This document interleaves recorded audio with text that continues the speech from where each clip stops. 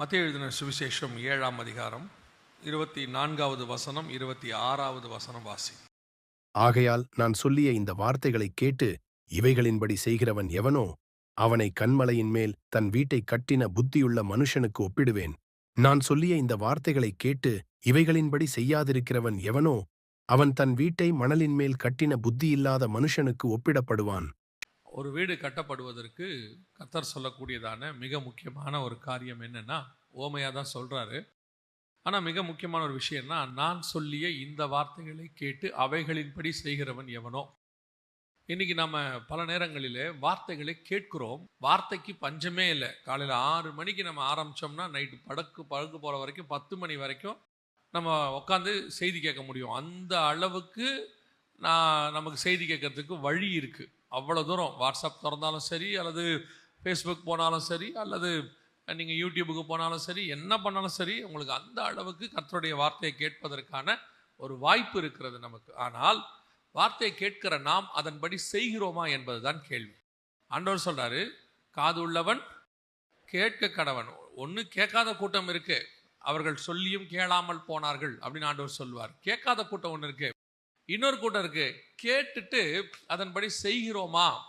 போதிக்கப்படுகிறது, போதனைக்கு குறைவே இல்லை. சபை இருக்கிறது, போதகர் இருக்கிறாங்க. வாரம் ஒரு அரை மணி நேரமோ 1 மணி நேரமோ உங்களுக்கு போதனை கொடுக்கப்படுகிறது. ஒரு அமைப்பை கர்த்தர் அழகாக ஏற்படுத்தி இருக்கிறார் பாருங்களேன்.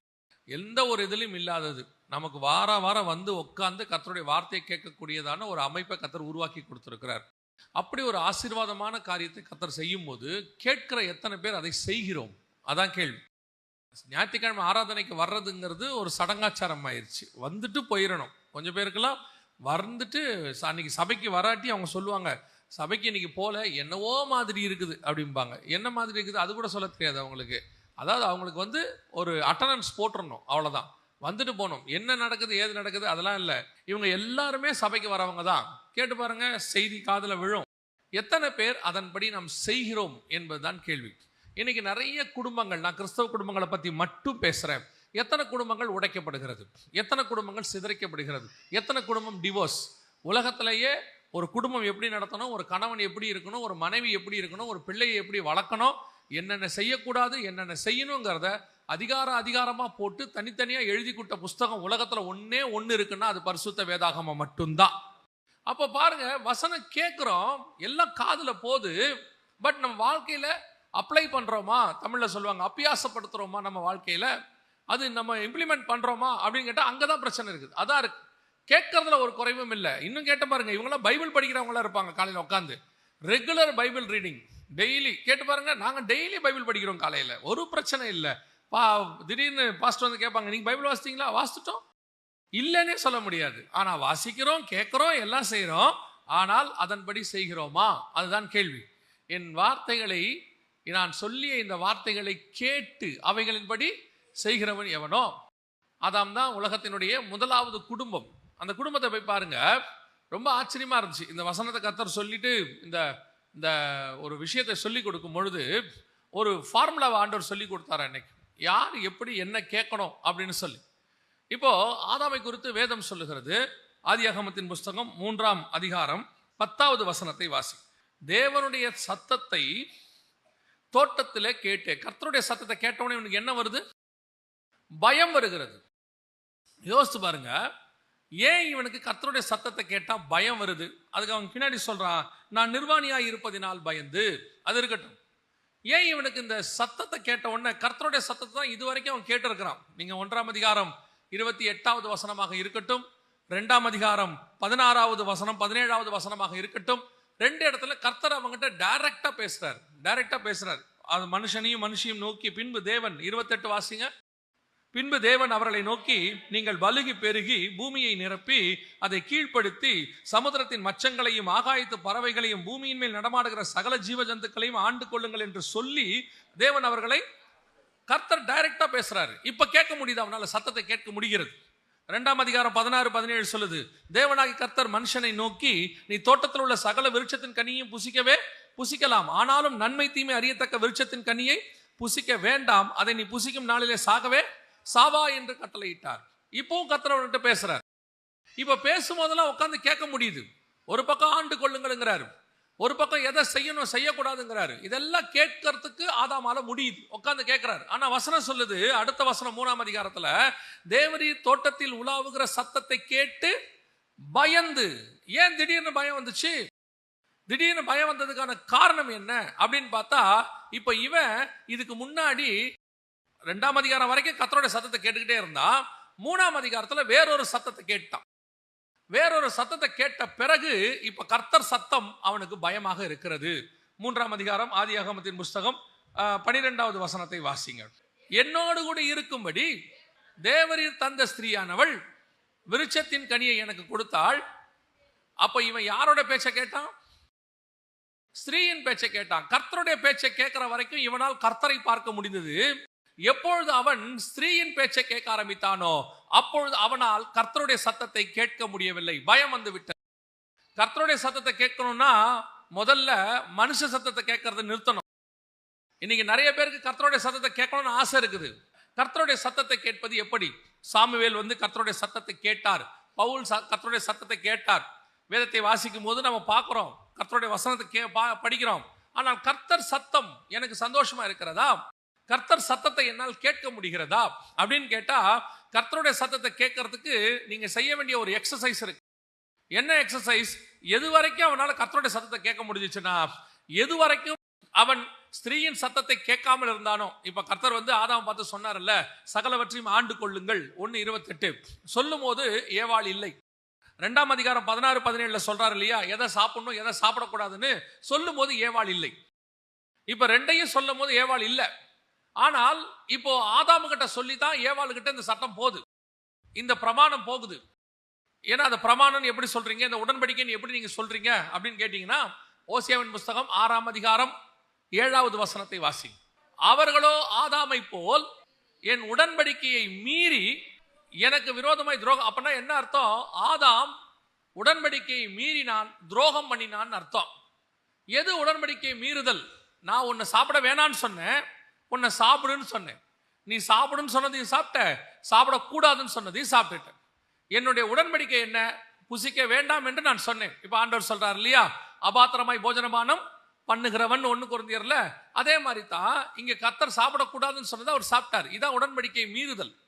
இந்த உடன்படிக்கையை மீறினதுனால இப்போ அவரால் என்ன செய்ய முடியல? கர்த்தருடைய சத்தத்தை கேட்க முடியவில்லை. எப்ப நம்மளால உடன்படிக்கை மீறுறோமோ, கர்த்தருடைய வார்த்தைக்கு கீழ்ப்படியாம போறோமோ, கர்த்தர் சொன்னதை செய்யாம போறோமோ, அதற்கு பிறகு நம்மளால் கர்த்தருடைய சத்தத்தை கேட்க முடியாது. முதல்ல கர்த்தருடைய சத்தத்தை கேட்கணும், அது ரொம்ப முக்கியம். சபை என்பது கர்த்தருடைய சத்தத்தை கேட்கிற இடத்துல இருக்குதா அதை பாருங்க. நீங்க, நான் 2வது ஸ்டேஜ் பேசிட்டு இருக்கிறேன். முதல் ஸ்டேஜ், ஒரு சபைக்குள்ள இருக்கிறவங்க, கிறிஸ்தவர்கள், இத்தனை வருஷமா இருக்கிறன்றவங்க கொஞ்சமாவது கர்த்தருடைய சத்தத்தை என்ன செஞ்சு ஆரம்பிச்சிருக்கணும்? கேட்க ஆரம்பிச்சிருக்கணும். ஆண்டவர் சொன்னாருங்கிற ஒரு தன்மை இருக்கணும். இது ஆண்டவர் சொல்லித்தான் நான் செஞ்சேன் அப்படிங்கிற நிச்சயம் இருக்கணும். அது எது வேணா இருக்கலாம். உங்களுடைய படிப்பு காரியமா இருக்கலாம், நீங்க எடுக்கிற கோர்ஸா இருக்கலாம், அல்லது பண்ண போற கல்யாணமா இருக்கலாம், பண்ண போற பிசினஸாக இருக்கலாம், ஒரு இடம் வாங்க போறதா இருக்கலாம், அல்லது நீங்க ஒரு பிசினஸ்க்கு இன்வெஸ்ட் பண்றதாக இருக்கலாம். எது இருந்தாலும் சரி, கர்த்தருடைய சத்தத்தை கேட்டு அதன்படி செய்யணும். அப்பதான் அதை கட்டுனதுக்கு சமானம். அதான் கட்டப்பட்டு இருக்கும். இப்ப இவரு கர்த்தருடைய சத்தத்தை கேட்டுக்கிட்டே இருக்கிறாரு, நல்லா தான் கேட்டுக்கிட்டு இருந்தாரு. இவளுக்கு ஆண்டு கொள்ளுங்கள் ஆசீர்வாதம் வருது, அப்புறம் உடன்படிக்கை வருது, எல்லாம் நடக்குது, பர்ஃபெக்டா இருக்கு, நல்லா போயிட்டே இருக்குது. திடீர்னு ஒரு நாள் என்ன பண்ணிட்டாரு? ஸ்திரீயின் பேச்சை கேட்டார். இதை கேட்க ஆரம்பிச்ச உடனே கர்த்தருடைய சத்தத்தை கேட்க ஆரம்பிக்க முடியல. இதை இப்படி எடுத்துக்கொள்ளுங்க. வசனம் சொல்லுது, ஆதாம் என்பது இயேசு கிறிஸ்துவுக்கு சமானமா இருக்கிறது. அவன் 1ஆம் ஆதாம், இவர் 2ஆம் ஆதாம். ஸ்திரீ என்பது சபைக்கு அடையாளமா இருக்கு. சபை எப்பொழுதுமே என்ன செய்யணும் அப்படின்னு கேட்டீங்கன்னா, ஆதாமு கிட்ட கர்த்தர் சொன்னார், அதே மாதிரிதான் சபையின் தூதனுக்கு கர்த்தர் சொல்லுவார். நீங்க இருக்கிற எல்லா நிருபங்களையும் பாருங்க, ரோமாபுரிக்கு எழுதின நிருபத்திலிருந்து பாருங்க, வெளிப்படுத்தின விசேஷத்துல இருக்கிறதையும் பாருங்க. சபைக்கு தான் எழுதப்படும், சர்ச்சுக்கு தான் எழுதுறாரு. யாருக்கு எழுதுறாரு? சபையின் தூதனுக்கு நீ எழுத வேண்டியது என்னவெனில், அங்க இருக்கிற சர்ச்சில் உள்ள தூதனுக்கு எழுதுவார். இப்போ இயேசு கிறிஸ்து தான் சபையினுடைய தூதன் வச்சுக்கோங்க, அல்லது 2ஆம் ஆதாம், அல்லது இப்ப சபையின் தூதன் உங்க பாஸ்டர் இருக்கிறாருன்னு வச்சுக்கோங்க. இப்ப இவர் மூலமாக ஒரு வார்த்தை உங்களுக்கு கொடுக்கப்படுகிறது. இப்ப இவர் சொல்றதுதான் யார் கேட்கணும்? ஆதாம் சொல்றதுதான் யார் கேட்கணும்? ஏவாள் கேட்கணும். கேட்டாங்களா இல்லையா? கேட்டாங்க, அதன்படி செய்யல, அவ்வளவுதான். அவங்களுக்கு தெரியுது, பாம்பு கேட்குது. அவன் சொன்னாங்க, ஆமா இதெல்லாம் சாப்பிடக்கூடாது, தொடவும் வேண்டாம் என்று சொன்னார். அந்த அம்மா சொல்றாங்க, ஆனா இந்த போதனையை ஆதாமுக்கு கொடுக்கும் போது ஏவாள் இல்லை, ஏவாளே இல்ல ஆதாம்கிட்ட கொடுக்கும்போது. இப்ப ஆதாம் கிட்ட கொடுத்தாச்சு, ஏவாள் கிட்ட கொடுக்க சொல்லியாச்சு. இப்ப ஏவாள் கிட்ட அந்த வசனத்தை அவர் கொடுத்துட்டாரு. ஆனால் ஏவாள் அதை கீழ்ப்படியவில்லை. ஏவாள் கீழ்ப்படியாததுனால சில பாவங்கள் உள்ள வந்துடுச்சு. இப்போ ஏவாள் ஒரு உபதேசத்தை ஆதாமுக்கு கொடுக்குறாங்க. ஏவாள் என்ன செய்யறாங்க? ஒரு உபதேசத்தை ஆதாமுக்கு கொடுக்குறாங்க. கொடுத்து இதை புசிங்கன்னு சொல்றாங்க. இதை உபதேசம் எப்படிங்க சொல்லுவீங்க அப்படின்னு கேட்டா 2 கொரிந்தியர் 11:3-4 வசனங்களை வாசிங்க. ஆகிலும் சர்ப்பமானது தன்னுடைய தந்திரத்தினாலே ஏவாளை வஞ்சித்தது போல உங்கள் மனதும் கிறிஸ்துவை பற்றிய உண்மை நின்று விலகும்படி கெடுக்கப்படுமோ என்று பயந்திருக்கிற. அப்ப உபதேசத்தை அவர் சொல்றார். அப்ப ஏவாளுக்கு ஒரு உபதேசம் கொடுக்கப்பட்டுச்சு. இப்ப ஆதாம் மூலமாக ஒரு உபதேசம் கொடுக்கப்பட்டது, சர்ப்பத்தின் மூலமாக ஒரு உபதேசம் கொடுக்கப்பட்டது. அதை பத்தி பின்னாடி பேசுவோம். ஆனால் இப்பொழுது நடந்தது என்ன? ஆண்டவர் சொன்ன சத்தத்தை கேட்ட ஆதாமுக்கு பயம் இல்லாமல் இருந்தது. இப்பொழுது ஸ்திரீயின் சத்தத்தை கேட்டாம் சர்ப்பத்தின் வழியாக. இப்ப அந்த அம்மா சாப்பிட சொல்லிருச்சு, சாப்பிட்டாச்சு. இப்ப அந்த உபதேசம் ஆதாமுக்குள்ள வந்துருச்சு. வந்த உடனே கர்த்தருடைய சத்தத்தை கேட்க அவனால முடியல, அவன் ஓடி போய் ஒளிந்து கொண்டான் இருக்கு. இன்னைக்கு சபை தெரிந்து கொள்ள வேண்டிய மிக முக்கியமான உபதேசம், கர்த்தர் உங்கள் சபையின் தூதன் வழியாக, உங்கள் ஆயர் வழியாக, உங்களுடையதான போதகர் வழியாக ஆவியானவர் சபைகளுக்கு சொல்லுகிறது தான் சபை கேட்கணும். சபை சொல்லுகிறதை ஆண்டவர் கேட்க மாட்டார். சபை இன்னைக்கு என்ன விரும்புது? நீங்க விரும்புகிறதை யார் செய்யணும்? ஊழியக்காரர் செய்யணும். நீங்க விரும்புகிறத நாங்க செய்யணும். இன்னைக்கு விசுவாசிகளுக்குள்ள ஒரு நல்ல எண்ணம் இருக்குது. என்னன்னா அவங்களுக்கு ஏத்த மாதிரி சர்ச். ஆனா இன்னைக்கு உலகம் முழுக்க இருக்கிற சபைகள்ல இதுதான் இப்ப பிரச்சனை. என்ன? சபையில ஒரு ஊழியக்கார ஒரு விசுவாச அமைப்பு இருக்குது.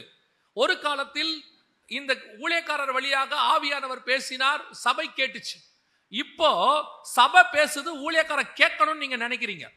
நம்ம பேசுறத பாஸ்டர் கேட்கவே மாட்டாரு, நம்ம சொல்றத அவர் செய்யவே மாட்டாரு.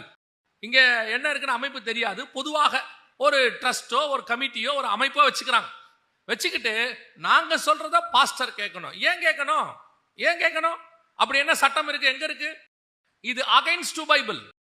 ஆவியானவர் இங்க பேசுறது தான் நீங்க கேட்டு அதன்படி செய்கிறவன் எவனோ அவன்தான் கட்டப்பட்டவன், கண்மலையின் மேல் கட்டப்பட்ட வீடு.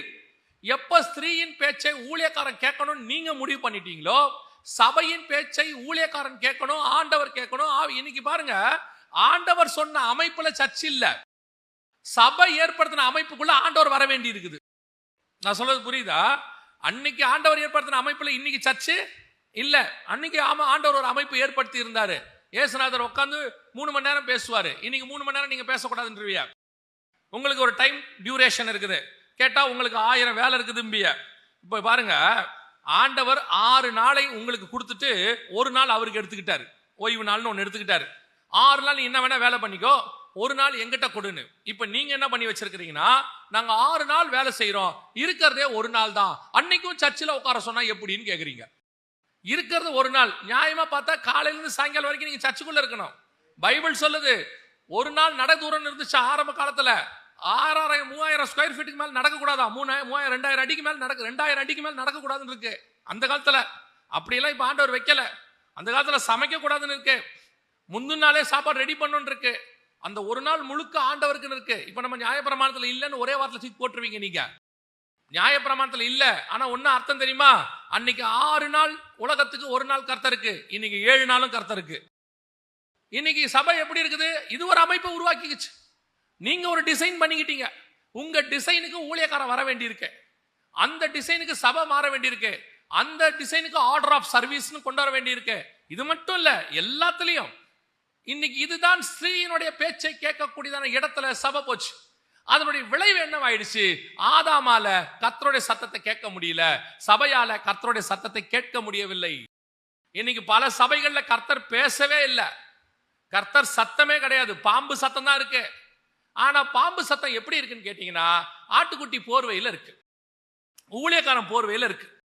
வெளிப்படுத்தின விசேஷம் 13ஆம் அதிகாரம் 11வது வசனத்தை வாசிங்க பார்ப்போம். வெளிப்படுத்தல் 13:11. அது ஒரு ஆட்டுக்குட்டிக்கு ஒப்பாக 2 கொம்புகளை உடையதா இருந்தது, வலு சர்ப்பத்தை போல பேசினது. வசனம் தெளிவா இருக்கு, பார்க்கறதுக்கு எப்படி இருக்குது? ஆட்டுக்குட்டியை போல. இப்ப ஏவாள் வந்து பேசினது ஏவாள் சத்தம் கிடையாது, பாம்பின் சத்தம். ஏன்னா ஏவாள் வந்து என்ன சொன்னாங்க? பழத்தை சாப்பிட சொன்னாங்க ஆதாம பார்த்து. பழத்தை சாப்பிடுன்னு சொன்ன சத்தம் யார் சத்தம்? பாம்புடைய சத்தம். சாப்பிட வேணான்னு சொன்ன சத்தம் யார் சத்தம்? ஆண்டவர் சத்தம். இப்போ சாப்பிடுன்னு சொல்லி நீர் கொடுத்த ஸ்திரீயானவள் என்னை வஞ்சித்தாள். அப்ப என்ன அர்த்தம்? பாம்பு சத்தம் உள்ள வந்துடுச்சு. ஆனா வந்த போர்வை எப்படி இருந்துச்சு? ஏவாளுடைய போர்வையில வருது. சொன்னது ஏவாள், பேசினது பாம்பு. இதான் பைபிள் சொல்லுது. ஆட்டுக்குட்டியின் போர்வையிலே சர்ப்பத்தின் சத்தம், விசுவாசியின் போர்வையிலே சர்ப்பத்தின் சத்தம், ஊழியக்காரன் போர்வையிலே சர்ப்பத்தின் சத்தம், கிறிஸ்தவ போர்வையிலே சர்ப்பத்தின் சத்தம். இன்னைக்கு கிறிஸ்தவ போர்வையில உட்கார்ந்து இருக்கோம். அதனாலதான் ஸ்திரீயின் பேச்சை கேட்கறதுக்கு முன்னாடி ரொம்ப கேர்ஃபுல்லா இருக்கணும். இன்னைக்கு அந்த ஸ்திரீயின் பேச்சை கேட்கக்கூடிய சபைகள் தான் ஜாஸ்தி. சர்ப்பத்தின் சத்தம் உள்ளுக்குள்ள. உங்களுக்கு ஏத்த மாதிரி சர்ச் மாறிடுச்சு. கலாத்தியருக்கு எழுதும் போது அந்த வசனத்தை வாசிங்க. கலாத்தியர் 1:10 வாசிங்க பாப்போம். யாரை பிரியப்படுத்த பார்க்கிறேன்? தேவனையா மனுஷனையா? வாசிங்க. நான் இன்னும் மனுஷனை பிரியப்படுத்துகிறவனா இருந்தால் நான் கிறிஸ்துவின் ஊழியக்காரன் அல்லவே. வரக்கூடிய சர்ச்சை பிரியப்படுத்துகிறபடி ஒரு ஊழியக்காரன் பிரசங்கம் பண்ணினால் அவன் தேவனுடைய ஊழியக்காரன் அல்ல. சபைக்கு ஏத்த மாதிரி செய்தி கொடுக்கணும்னு நினைச்சு ஒரு ஊழியக்காரன் ஆரம்பிச்சிட்டானா அவன் ஊழியக்காரன் அல்ல. அப்படியே மாத்தி சொல்றேன், தனக்கு ஏத்த மாதிரி ஒரு ஊழியக்காரன் பிரசங்கம் பண்ணணும்னு சர்ச்சு நினைச்சா அது கர்த்தருடைய ஆலயமும் அல்ல. ஒருவன் என் சத்தத்தை கேட்டு அதன்படி செய்கிறவன் எவனோ. ஆனால் சபை இன்னைக்கு என்ன நினைக்குது? எங்க சத்தத்தை ஆண்டவர் கேட்கணும், எங்களுக்கு ஏத்த மாதிரி நடக்கணும். விசுவாசிகளுக்கு சொல்றேன், உங்களுக்கு ஏத்த மாதிரி சர்ச்சு போச்சுன்னா சபை பரலோகத்துக்கு போகாது. கர்த்தருடைய சத்தத்துக்கு ஏத்த மாதிரி நீங்க மாறிட்டீங்கன்னா சபை பரலோகத்துக்கு போகும். இவனுக்கு சபைங்கிறது ஒரு ரிலிஜியஸ் ஷீல்டு மாதிரி, ஒரு மத ரீதியான அமைப்பு அவனுக்கு. அப்படிப்பட்டவனுக்கு சபையுடைய வேதத்தினுடைய திட்டம் தெரியாது. அவன் தான் என்ன நினைப்பானா, நான் எனக்கு ஏத்த மாதிரி நான் சொல்ற மாதிரி அப்படி இருக்கணும்னு நினைப்பான். உண்மையிலே சபை என்பது உங்களுக்கு ஏத்த மாதிரி அமைகிற இடம் அல்ல, உங்களை கிறிஸ்துவுக்கு ஏத்த மாதிரி மாத்துகிற இடம் தான் சர்ச். உங்களை கிறிஸ்துவின் சாயலுக்கு ஒப்பாய் மாத்துக்கிறதுக்கு தான் கர்த்தர் சர்ச் வச்சிருக்கிறார். திருப்பி சொல்றேன், அது ஆணா இருக்கட்டும், பெண்ணா இருக்கட்டும், சகோதரனா இருக்கட்டும், சகோதரியா இருக்கட்டும், உங்களுக்கு சாட்டிஸ்ஃபை பண்றதுக்கு சர்ச் இல்ல. ஆண்கள் கூட்டம், பெண்கள் கூட்டம், எது வேணாலும் இருக்கட்டும், உபவாச கூட்டம் கூட இருக்கட்டும், அது கர்த்தருக்கு ஏற்றபடி தான் இருக்கணுமே ஒழிய உங்களுக்கு ஏற்ற மாதிரி இருக்கக்கூடாது. அப்படி உங்களுக்கு ஏற்ற மாதிரி நடந்தால் கர்த்தருடைய சத்தம் உங்கள் சபையில் கேட்காது. கர்த்தர் சத்தத்தை நீங்க கேட்க முடியாது, மனுஷ சத்தத்தை தான் கேட்பீங்க. மனுஷ சத்தம் உங்களை மாற்றாது, அதனால் ஒரு பிரயோஜனமும் இருக்காது. அப்படிதான் பைபிள் சொல்லுது. அப்போ ஆராதனை இவ்வளவு மகிமையா இருக்கும் போது வார்த்தையும் அந்த அளவுக்கு மகிமையா இருக்கணும். அப்படி இருந்தால் சபை தேவனுக்கு ஏற்ற மனவாட்டியாய் மாறும். கர்த்தர் விரும்பின வீடை போல கட்ட முடியும். இது உங்க வீட்டுக்கும் பொருந்தும். உங்க வீட்டுக்குள்ளேயும் கர்த்தருடைய சத்தத்தை கேட்கறவங்களா நீங்க இருந்தீங்கன்னா உங்க வீடு நல்லா கட்டப்பட்டிருக்கும்.